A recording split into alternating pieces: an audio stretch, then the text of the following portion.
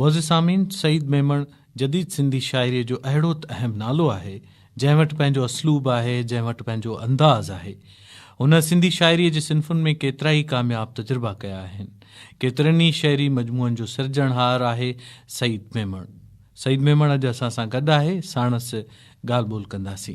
सईद साईं, बुनियादी सुवाल अव्हां खां पुछंदासीं त तव्हांजो जनमु कॾहिं ऐं किथे थियो, ऐं ॿारोतण ॾाढो अहम हूंदो आहे। अव्हांजो ॿारोतण कीअं गुज़रियो? मां 8 नवंबर 1968 में जाउसि। ॻोठ किला आहे लाड़काणे खां 6 किलोमीटर परे, मुंहिंजो उते ई जनमु थियो। छा त अॼु ताईं तव्हां मुंहिंजी शाइरी में उहे ॿाराणी मासूमियत महसूसु कंदव। ऐं ख़ुशकिस्मतीअ सां त मुंहिंजो नंढपण पंहिंजे घर में घटि गुज़रियो। उहो छा त मुंहिंजे पाड़े में हूंदो हुयो हिकिड़ो घर जेको तमामु घणो कुशादो घर हुयो। उन में तमामु घणा गुल हूंदा हुआ, गुलनि जा ॿारा हूंदा। हिकिड़ो अञा ताईं आहे उहे जिन खे अंबड़ पंहिंजो बाहि सॼियो। असांजो वेझा माइट बि आहिनि। ॼण मुंहिंजो ॿारोतण उते गुज़रियो, उन गुलनि जे ॿारनि में, फितरत में। उते अंब जा जेको आहे वण हुया, ॿेरुनि जा पुठियां, घर जे पुठियां ॿेरुनि जा वण हुया। उन जे पुठियां वरी हेॾ वाड़ी हुई। त उते ई उन नेचर में ई ॼण नंढा खां वठी मुंहिंजी नेचर सां लॻंदी हुई। त इन्हनि में मुंहिंजो ईअं नंढपण गुज़रियो। ऐं उहो मुंहिंजो जेको आहे नंढपण गुज़रियो नानाणे घणो। मुंहिंजो बाबा मौलवी हुयो। बाबा जी ड्यूटी हूंदी हुई खरड़ा में, खैरपुर रियासत। ओॾे बाबा जन पढ़ाईंदा हुया। पोइ असां हिते रहंदा हुआसीं। तॾहिं नानाणे पंहिंजे मुंहिंजा नानाणा मलाह आहिनि। ऐं इन जे करे बि मुंहिंजे दरिया सां जेको आहे रहियो अथव हिकिड़ो रुहानी तालुक़ु, छो त मुंहिंजा नानाणा मलाह आहिनि। साईं खे चवां मुंहिंजो नानाणनि में पंहिंजो गुज़रियो। ऐं नानाणनि में मूं तमामु वधीक जेको आहे मूंखे मोहबतूं मिलियूं। मुंहिंजो जेको आहे मूं पंहिंजी शाइरी में पंहिंजे नाने जो बि जेको आहे ज़िक्र कयो आहे। मूंखे यादि नथो अचे। उन ते मां हिकिड़ो 5 कड़ो लिखियो पंहिंजे नाने ते। ऐं ॿियो हिकिड़ो तव्हांजो शेर मूंखे जेको यादि अचे थो, जेको तव्हां पंहिंजे बाबा जे लाइ लिखियो त आ वरी करी मुंहिंजा कन ॻाढ़ा, आ वरी मूंखे मार आ बाबा।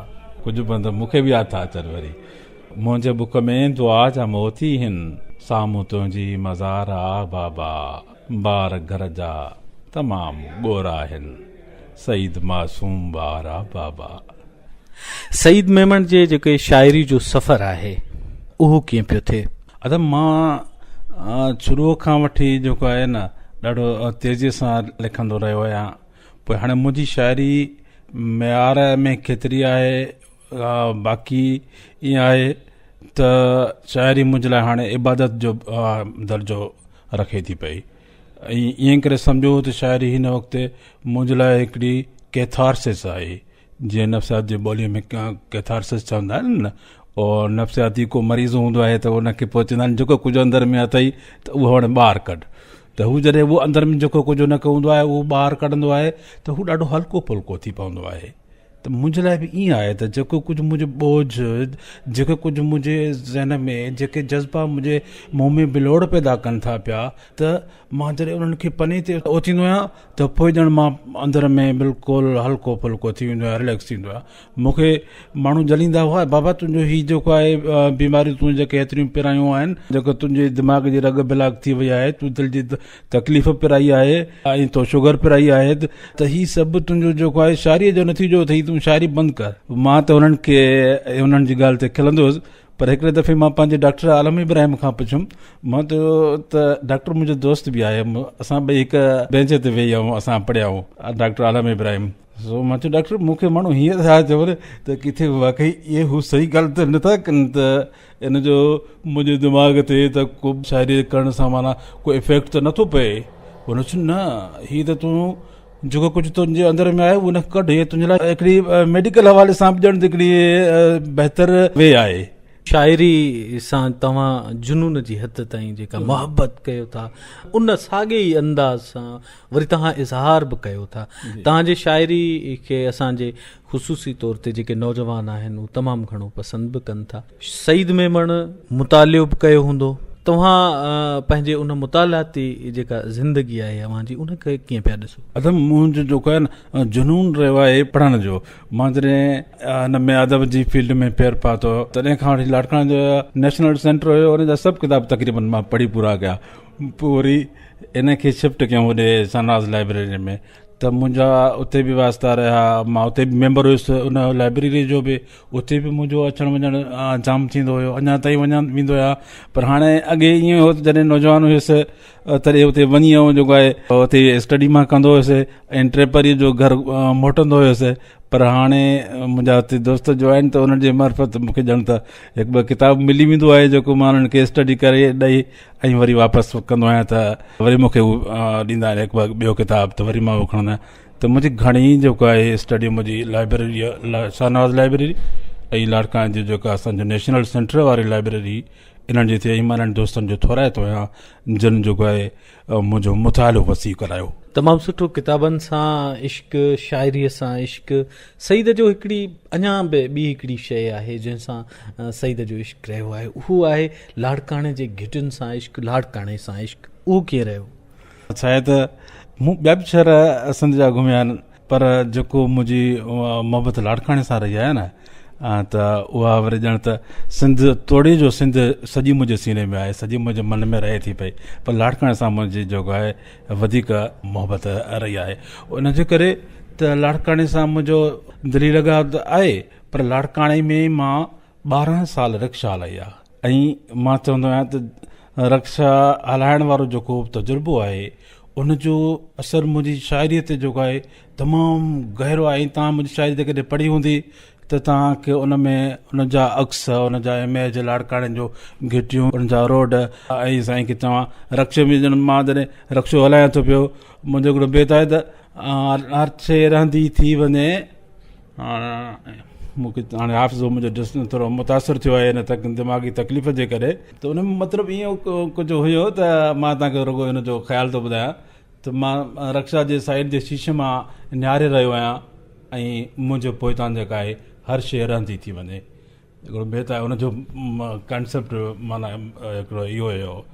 त लाड़काणे सां मुंहिंजो तमामु घणो गहरो रिश्तो रहियो आहे। तमामु सुठो। ऐं सईद पंहिंजे ज़ाती ज़िंदगी में जेकॾहिं असां जाती पाइणु चाहियूं त सईद मजाज़ी इश्क बि कयो? जी हा, इहो त हर सूफ़ीअ जो पहिरियों ॾाको आहे ऐं हू पंहिंजो हक़ ताईं रसी नथो सघे जेसि ताईं इन ॾाके खे तइ नथो करे। इहो इंतिहाई ज़रूरी आहे हर सूफ़ीअ जे लाइ। ऐं आशिक़ त जेको आहे उन मिठीअ मां ई ॻोयल हूंदो आहे, जेका मिठी इश्क ॻोई आहे। त असां शाइर जेके आहियूं उहे जेको आहे असांजी मिठी इश्क ॻोई आहे न बाबा। त असां त इहो मुमकिन ई न आहे त शाइर वही इश्क न, इहो थी नथो सघे। यानी ख़ूबसूरती सईद जे दिलि ते धक बहायो आहे। बिल्कुलु। सुन जेको आहे न मूंखे तमामु घणो मुतासिर कंदो आहे, तमामु घणो। मुंहिंजी शाइरीअ खे जेका वधीक इंस्पायरेशन मिलंदी आहे न, उहा मिलंदी आहे फितरत जे सूंहं खां, इंसाननि जी सूंहं खां। ऐं जेको बि हसीन मंज़र हुजे उनखे मां जॾहिं ॾिसंदो आहियां त मुंहिंजी जेको आहे शाइरीअ खे इंस्पायरेशन मिलंदी आहे। मूंखे ॼण हिकिड़े मुंहिंजे मन में हिकिड़ी लहरूं जागण लॻंदियूं आहिनि जेके मूंखे शाइरीअ जे लफ़्ज़ सुझाईंदियूं आहिनि ऐं मूं में हिकिड़ो तारुक पैदा कंदियूं आहिनि। ऐं जॾहिं मां शाइरी लिखंदो आहियां न, तॾहिं मां काफ़ियाबंदी न कंदो आहियां। बसि हिकिड़ी बेख़ुदीअ जी कैफ़ियत हूंदी आहे, लफ़्ज़ ईंदा वेंदा आहिनि, मां उथींदो वेंदो आहियां। मूंखे पाण ख़बर न आहे त हिन सिट खां पोइ, हिन लफ़्ज़ खां पोइ छा ईंदो। बसि ऐं एतिरो तेज़ रफ़्तार मां लिखंदो आहियां जो यकीन करियो त कॾहिं मां कंहिं शेर जी वेही तख़्तीअ न कयो आहे। जो शाइर उन्हनि जी शेर जी वेही तख़्तीअ कंदा आहिनि न, मफ़ाइलुन मफ़ाइलुन मफ़ाइल, त उनजो जेको आहे रुकल वेही ॻणींदा आहिनि त किथे जेको आहे घटि थी थिए, किथे वधे थी। पर ईअं ई मुंहिंजे रूह में शाइरी रची वई आहे जो मां जेको आलाप, जेको मां आवाज़ु कढंदो आहियां, उहो जंहिं वज़न ते मां लिखंदो आहियां न, उन वज़न में ऑटोमेटिकली फिट हूंदो आहे। त मुंहिंजी शाइरी बिना तख़्तीअ थियल हूंदी आहे, पर तव्हांखे मां सम्झां थो विरले को वज़न तां किरल नज़र ईंदी। सईद, तव्हांजी जेका शाइरी आहे उहा तमामु घणी, मूं त तमामु घणी पढ़ी आहे। तव्हांजी शाइरी में सिंध जूं हुस्नाकियूं बयानु थियल आहिनि, सिंध जा मंज़र बयानु थियल आहिनि। एतिरे ताईं जो दरिया में जेकॾहिं कोई पन तरंदो थो वञे, उन ते जेकॾहिं का केविल वेठल आहे, तव्हां उन जी बि मंज़र निगारी पंहिंजी शाइरी में कई आहे। त तव्हां दरिया जे कप ते रहंदड़ हिकिड़ा माण्हू आहियो। दरिया जी अहमियत ऐं दरिया सां जेका उनसियत आहे उनखे तव्हां कीअं इज़हारींदव? दरिया मूंखे ज़िंदगी मोटाए ॾिनी आहे। सची पुछो त आउं डॉक्टरनि वटां मायूस थी ऐं जेको आहे ईअं करे सम्झो त डॉक्टरनि मूंखे लाजवाब करे छॾियो त मां बिल्कुलु डॉक्टरनि वटां मायूस थी वियुसि। जेकर मां शदीद तकलीफ़ में बीमारी में रहियुसि त डॉक्टर अलाह बचाए त हैदराबाद मां वियुसि, पर मूंखे का बि शिफ़ा न थी। पोइ ईअं करे सम्झो मालिक जेके आहिनि, मुंहिंजा वालदेन, मुंहिंजी अमड़, मुंहिंजी भेनर, उहे सभु मायूस थी विया त सईद हाणे न बचंदो। ऐं मूंखे पाण खे बि इहो हुयो, पर मूं चयो न, मां जीअंदुसि। का शइ हुई जेका मुंहिंजे अंदर मां ॻाल्हाए पई त न सईद, तूं इन कम जे लाइ, मरण जे लाइ कोन जेको आहे मोकिलियो वियो आहीं। सम्झो, तुंहिंजो अञा कमु रहियल आहे, तूं पंहिंजो अञा कमु पूरो न कयो आहे, तूं जल्दी न मरंदे। ऐं मूंखे इन शइ इहा कुवत, इन खे तव्हां इश्क़ नालो ॾियो, कोई बि नालो ॾियो, त इन मूंखे हौसलो ॾिनो ऐं इन मूं में शक्ति पैदा कई। ऐं मां चयो ठीकु आहे, मां हौसले सां जीअंदुसि। पोइ मूंखे ॻोठ जी फितरत जेको आहे उन मूंखे एनर्जी ॾिनी। मूंखे दरिया मुंहिंजी रत में माना उहा गर्दिश करणु लॻो। मुंहिंजे दरिया उन मुंहिंजे रूह में जेको आहे न, उहो विलोड़ पैदा कई, जीअण जो हौसलो पैदा कनि। रोज़ु मां सिंधू दरिया ते वेंदो आहियां, रोज़ु। हाणे जॾहिं बीमार आहियां, रक्शो जॾहिं न हलाईंदो आहियां, ॻोठ मुंहिंजी पोस्टिंग आहे, मां प्राइमरी टीचर आहियां, त मां रोज़ु शाम जो वॉक कंदो आहियां ऐं वॉक कंदे कंदे वञी सिंधू दरिया जे कबर ते वञी वेहंदो आहियां। ऐं पोइ उते मुंहिंजी घणी शाइरी उते सर्जल आहे, सिंधू दरिया जे कबर ते। इन करे ऐं इहो अवस आहे त जिते माण्हू रहे थो पियो, त उन जी तख़लीक़ में उन जो जेको बसि गर्दाईअ वारो माहौल आहे, उहो अचिणो ई अचिणो आहे। छो त हू खोइजी लिखंदो आहे न जॾहिं, त पोइ उन्हनि जो जेको तख़यल सां गॾु ख़ारिजी जेके मंज़र आहिनि ऐं जंहिं माहौल में हू रहे थो पियो, उन माहौल जो अक्स त उन में अचिणो ई अचिणो आहे। इन करे तव्हांखे मुंहिंजी शाइरी में दरिया जा घणा अक्स मिलंदा। तव्हांखे मुंहिंजी शाइरीअ में दरिया जे कप ते बीठल कश्तियूं नज़र ईंदियूं। तव्हांखे मुंहिंजी शाइरीअ में उते जेको आहे मोहाणियूं औरतूं नज़र ईंदियूं, जेके जेको आहे उन्हनि ॼार में मच्छी मारे रहिया आहिनि मोहाणा, उहे तव्हांखे नज़र ईंदा। तव्हांखे हुन में ॿेड़ा नज़र ईंदा, तव्हांखे हुन में उन्हनि जा ॿेड़ियुनि जा सिड़ नज़र ईंदा। त इहे सभु शयूं, ऐं करे सम्झो त मूंखे हिकिड़ो दोस्त मज़ाक में चवंदो आहे त ही दरियाई शाइर आहे, सम्झो न, त मूंखे दरियाई शाइर सॾी सघो था। दरिया बादशाह जेको सिंध जो जीअंदान बि आहे, जेको सिंध में ईअं सम्झो त साह भरींदड़ दरियाव आहे, सिंधू दरिया सां सभिनी जो जीअंदान आहे। पंहिंजे शाइरीअ खां तव्हां केतिरो मुतमिन आहियो? अदा हाणे फ़न त हिकिड़ो अहिड़ो सफ़र आहे जेको जंहिंखां शाइर पाण कॾहिं बि मुतमइन न हूंदो। छो त जॾहिं हू मुतमइन थींदो त हू ॼण त सफ़र रुकिजी थो वञे, पोइ हू हुन में उहा विलोड़ अंदर में उहा जेको आहे न पैदा थींदी। त बसि हू चवंदो त हाणे मां जो कमु कयो आहे उहो काफ़ी आहे। पर जॾहिं हुनखे अञा माना कमी महसूसु थींदी पंहिंजे अंदर में, उहो चवंदो न, अञा मां जेको आहे वधीक सुठी शइ लिखां, अञा वधीक सुठी लिखां। इन जेको आहे तड़प में, इन में जेको आहे हू वेंदो हिक खां हिकु ॾींदो शइ, वेंदो हिक खां हिकु भली सुठी शइ तख़लीक़ कंदो। त ही अणखुट सफ़र आहे, जो को बि तख़लीक़ जो सफ़र आहे, आर्ट हुजे, माना मौसीक़ी हुजे, मुसवरी हुजे, शाइरी हुजे, इहो त इन्हनि जो माना सफ़र खुटणो ई न आहे। सिंधी शाइरीअ जो मुस्तक़बिल सईद मेमण जी नज़र में कीअं आहे?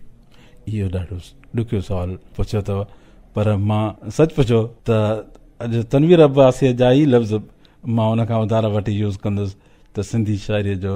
उन त मुंहिंजे लाइ चयो हुयो सईद मेमण जी शाइरी जेको आहे उहा पढ़ी सिंधी शाइरी जो मुस्तक़बिल मूंखे रोशन नज़र अचे थो पियो। पर मां अॼु जॾहिं ॿियनि नौजवाननि जी शाइरी पढ़ां थो न, जेके असांजी टही खां पोइ आया, त मूंखे जेको आहे उन्हनि जे लाइ इहा शइ अहसासु रखी ऐं चवणो पए थो त न, इन मूंखां पोइ जेका ईंदड़ टही आहे उन जी जॾहिं मां शाइरी पढ़ां थो पियो त मुंहिंजो सिंधी शाइरी जे मुस्तक़बिल में तनवीर अब्बासीअ जीअं ई ईमान पुख़्तो थो थी वञे। असांजी जेका टही आहे, ख़ालिद सच थो ॿुधायां, उनखे असांजे सीनियर टहीअ क़बूल कोन कयो, उनखे असांजे सीनियर टहीअ क़बूल कोन कयो। ऐं मूं त इहो महसूसु पए कयो त ॼण उन्हनि खे शौरी तौरु निगलेक्ट कयो पियो वियो, पर असां उन्हनि खे न चयोसीं, पर उन्हनि खे असां इहा ॻाल्हि ॼण दिलि में चवंदा हुआसीं त असां तव्हांखे ॾेखारींदासीं त असां तव्हां खां अॻिते वधी वेंदासीं, तव्हां असां खां पोइ ते रहिजी वेंदव। ऐं अॼु जेकॾहिं को इंसाफ़ वारो नक़ाद हूंदो त उहो इन फ़ैसिले ॾियण में देरि न कंदो त सईद वारनि खां जेका सीनियर टही हुई ही उन्हनि खां अॻिते न टही आहे। मां सम्झां थो त मां इहा ॻाल्हि ग़लति न चवंदो हुउसि जेकॾहिं इहा ॻाल्हि पाण पढ़ाइण जे ज़ुमरे में नथी अचे त वधीक जेको आहे मां इहा सिर्फ़ु पंहिंजे लाइ नथो ॻाल्हि कयां, पर मां इहा ॻाल्हि अयाज़ जानी जे हवाले सां बि कयां थो, इहा ॻाल्हि मां वसीम सुमरे जे हवाले सां बि कयां थो पियो, मां इहा ॻाल्हि अयूब खोसे जे लाइ बि कयां थो पियो त इहा असांजी जेका टही आई आहे त इन असांजी गुज़िरियल टही खां तमामु सगारो लिखियो आहे। वेंदे वेंदे तव्हां खां उन्हनि माण्हुनि जे लाइ पैगाम वठणु चाहींदासीं जेके माण्हू तव्हांखे रेडियो जे ज़रिए ॿुधनि पिया, रेडियो ॿुधंदड़ जेके माण्हू आहिनि जेके तव्हांजो इंटरव्यू हींअर ॿुधनि पिया, उन्हनि खे तव्हां छा पैगाम ॾींदव? आउं हिकिड़ो शाइर माण्हू आहियां, आर्टिस्ट माण्हू आहियां, ऐं इहो ई पैगाम ॾेई सघां थो, नेचर सां प्यारु करियो, इंसानियत सां प्यारु करियो ऐं पंहिंजे कल्चर सां प्यारु करियो, छो त जेसीं ताईं तव्हांजो कल्चर ज़िंदा आहे तव्हांजी क़ौम ज़िंदा आहे। तव्हां पंहिंजे कल्चर खे फना कयो, तव्हांजी क़ौम ऑटोमेटिकली फना थी वेंदी। वॾी महिरबानी तव्हांजी सईद मेमण, तव्हां असांखे वक़्तु ॾिनो ऐं वक़्तु बि इलाही क़ीमती आहे, तव्हां इलाही सारियूं घड़ियूं असांखे ॾिनियूं, इन लाइ तव्हांजा कुर्ब। वॾी महिरबानी।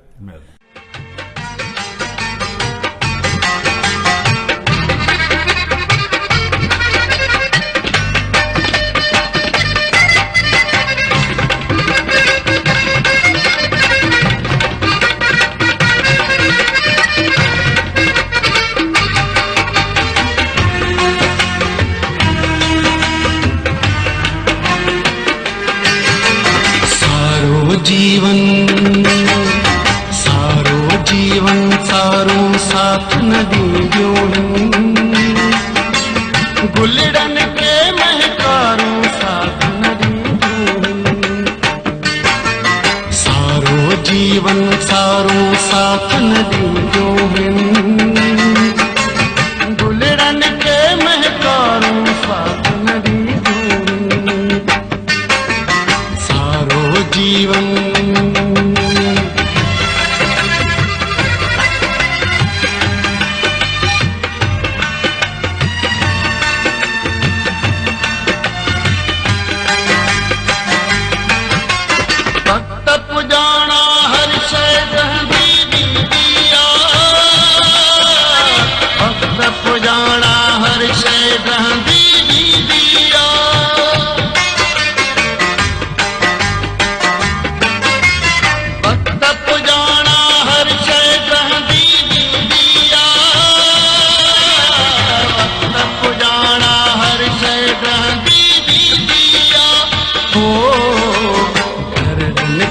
दीवारों साथ नदी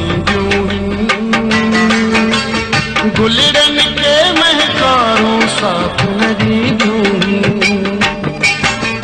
सारो जीवन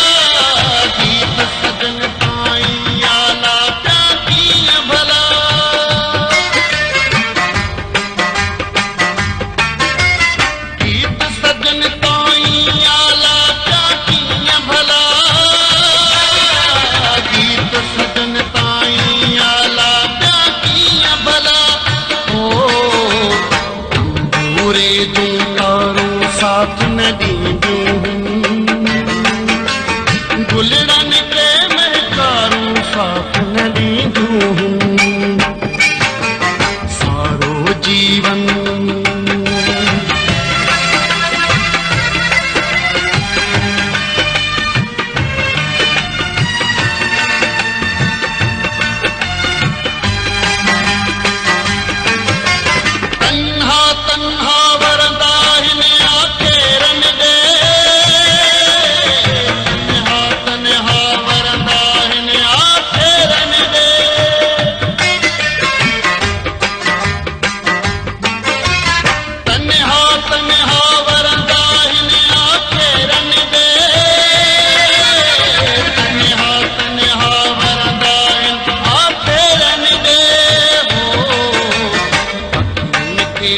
तारो